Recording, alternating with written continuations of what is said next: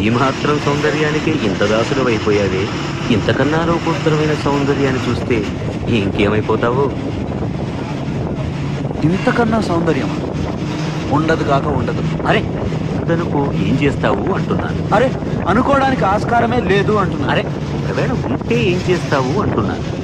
ఇంతకన్నా ఆనందప్రదమై, ఆద్యంత రహితమై, అనంతమై, నా హృదయమంతా నిండి నన్ను తనలో నింపుకునే సౌందర్యమై ఉంటే అరే ఉండదయ్యా స్వామి. అరే ఉంటే ఏం చేస్తావయ్యా? ఆ సౌందర్యానికే దాసోహం. అయితే రా చూపిస్తాను. పద చూస్తాను.